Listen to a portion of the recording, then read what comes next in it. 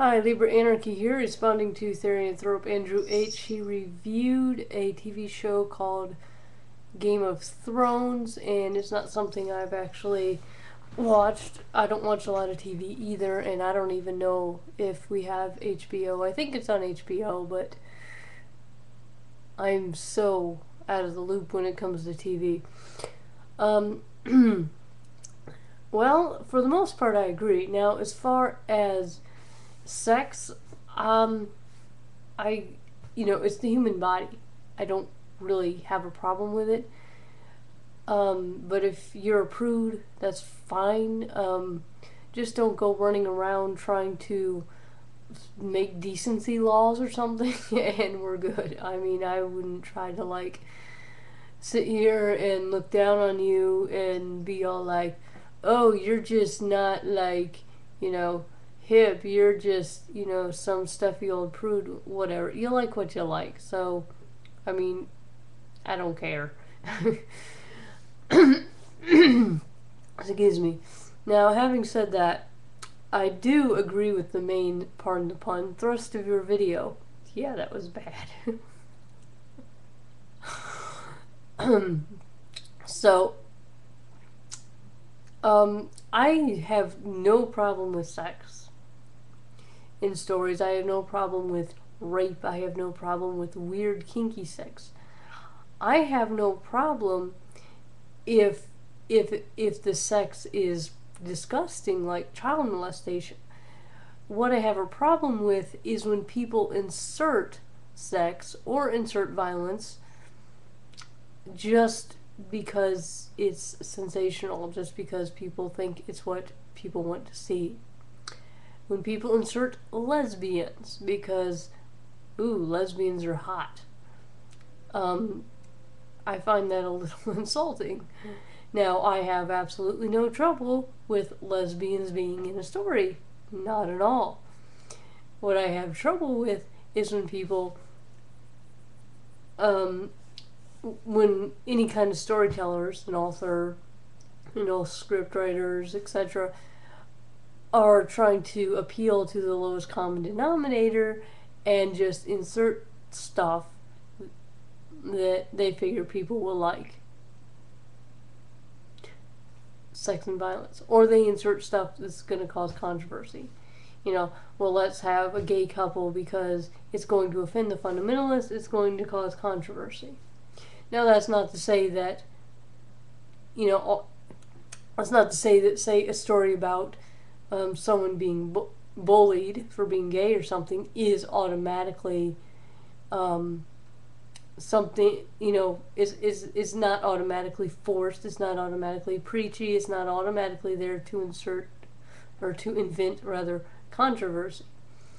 Same with sex. Okay, let's take something really offensive like pedophilia. It's not something I certainly enjoy watching, but I'm perfectly happy with it in a story if there's a point to it. Let's say, for example, in a story, somebody was molested badly in their childhood and they want revenge on that person and they kill that person. Now, okay, so, and let's say they're found guilty and they go to jail. And now the person's out of jail, and due to just excuse me, the environment in jail, and having been molested and stuff, the character is probably going to be pretty jaded. Well, let's go ahead and do something interesting, and let's say the character actually figures that the system, the law enforcement system, does not work because he feels justified in killing his molester, and he becomes a vigilante when he comes out of prison. And so it becomes a story about a vigilante. Or maybe this vigilante is an antagonist and we're following the hero trying to kill this vigilante. This is, of course, off the top of my head, but that's a place where telling about or indicating or even showing some scene of sexual molestation might actually be appropriate to the story, even though on its face it's pretty offensive. Okay, how about rape? Let's say two characters meet because of a rape. Let's say there's a woman being raped and a bystander who is armed, finds the rape in progress and kills the rapist. Well, in the story, these characters obviously, they meet. Excuse me. Now,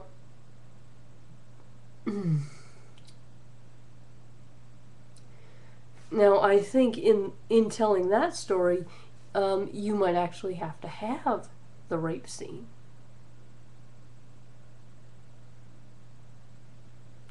I think perhaps even as a climax. Let's say there is a rapist that is after somebody, and just as the rape is about to happen, or even while it's happening, say, a police officer or a private detective finds it in progress and kills the rapist. Again, off the top of my head, so people can probably find problems with these scenarios, but it illustrates my point. Actually, it articulates my point, though I guess I could try and draw it. Oh, jeez.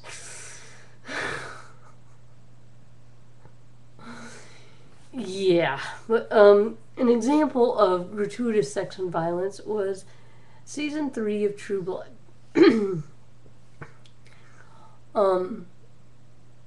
At least I think it was season 3. It might have been season 4. It was the season after the cliffhanger where Bill asked Suki to marry him, and then cliffhanger, and then the next episode would be the beginning of the next season. So it was the season after that, and near the end of the season, it was kind of like lots and lots and lots of blood and lots of sex.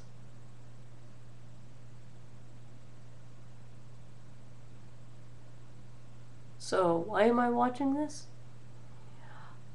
I really liked... Now, there was a plot with a religious fundamentalist who was, out to kill all the vampires. And one of the whole things was that his wife had a thing for Suki's brother. And I can see stuff like that in the story where, you have a preacher's wife who is, maybe in her marriage she's expected to be all very meek and mild and demure and a servant and speak only when spoken to. And then here's this, hot, young, aggressive thing who's actually a nice person instead of a cold, manipulative person. And so, yeah, I can see where that would happen, but it's kind of like with True Blood, it just kind of degenerated into like, okay, a bunch of people are gonna fuck and a bunch of people are gonna get killed and there's gonna be blood all over the place. Okay. And it was like, I can write, I could pound out a better short story than this in the course of 10 minutes. And it would be a pretty shitty short story. But the point is, I could pound out something better in 10 minutes than there's a bunch of people screwing and killing each other. Next week, what happens? There's a bunch of people screwing and killing each other. And I could understand this much violence in like some kind of season finale, just not this continuous, treadmill of gore. There's no story there. Now, I mean, I do like gore, but it's, if I'm watching gore, it's like it's in the same way that I'm watching B movies or something. It's like, haha, funny. It's mindless. It's, I'm not expecting any story. I'm not in the mood for anything deep. So, my nose itches. I turn on the freaking camera and my nose itches.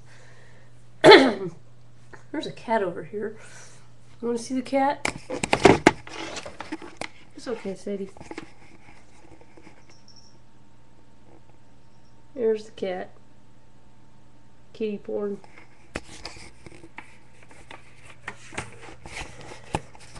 Yeah, more entertaining than me, I guess. So, anyway. But yeah, I mean, if it has something to do with the story. Now, I occasionally watch porn. I've watched some pretty weird porn. I won't get into detail, but yeah. And I'm not ashamed of it. Having said that, I completely agree. I mean, if the sex has something to do with the story, great. Put it in there. But I am really sick of writers, especially for things like TV, inserting something, whether it's to be preachy or cause controversy or just appeal to the lowest common denominator. Lesbians are hot. I mean, I would love to see a show where,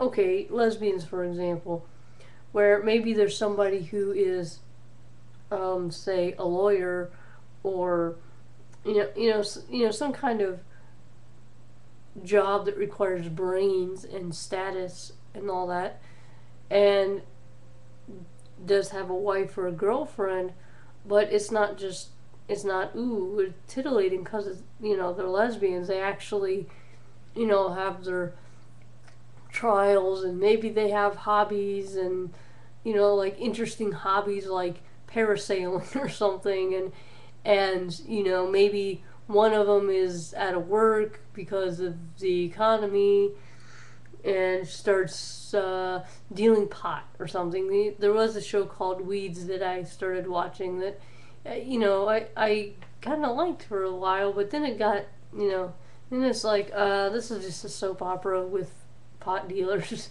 and growers. So, forget that. Too soapy. But, for a while I liked it. But but it wasn't like they were inserting drugs to be controversial or something. It was this, woman who started selling pot and started growing and selling and having contacts, and it's just an interesting story developed around it. And she would have to navigate her way around being a drug dealer, and a lot of the people that she would meet, some of them were savory, some of them not so much, some of them involved in the local politics, and so on and so forth, and or even like teenage sex. It's, I even in a book for teenagers, I have no trouble with including sex in there, but again, I wouldn't want to include sex in the way that would be like, oh, go ahead and just have a bunch of unprotected sex or something. But in the real world, teenagers do have sex. It wouldn't necessarily have to be all graphic. In fact, back when I was helping a friend of mine write a story, we had alluded to masturbation. We didn't have this scene where somebody was just going to town, but we had alluded to masturbation because the point, how do I explain this without spoiling it for people? The idea was that vampires cannot sexually reproduce. it's dead down there. That's just not how vampires reproduce. So why expend the blood and the energy keeping sexual organs functioning? It's just, sorry, it doesn't happen. It doesn't work anymore.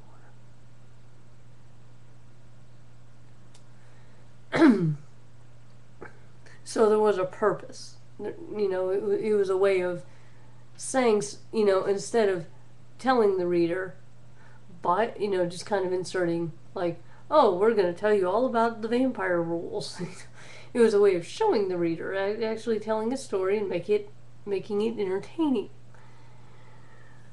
So, yeah, or you could have a situation where teenagers do have unprotected sex, and because of that, one of them ends up pregnant and has to make the decision about whether to keep the baby, and there would be stigma around the woman, and maybe there's talk of forcing her boyfriend to marry her, or maybe he wants to marry her and raise the baby, and her parents want her to abort and not have anything to do with the guy. Stuff like that, because this stuff happens in real life.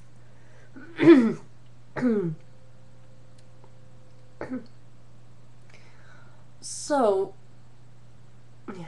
But what I would not want to do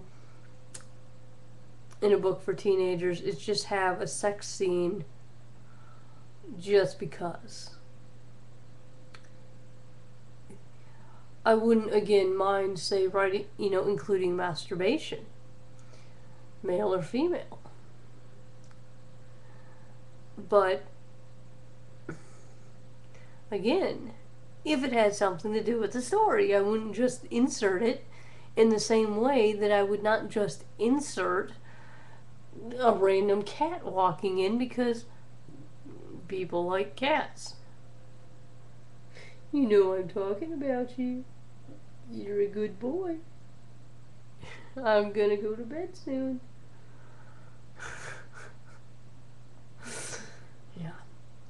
But yeah, it would be like it would be like the Reply Girls on YouTube. Sorry for making this so long. And in case you don't know what a Reply Girl is, they are the girls that they wear really revealing clothing. And they will find a really popular video, and they will sit there in the video and say, oh, I found this good video, link in the description. But they're wearing a very low cut top, and a fair amount of their breasts are showing, and and they're leaning in, and suggestive poses, and just whatever, and naturally the videos have no content. They're just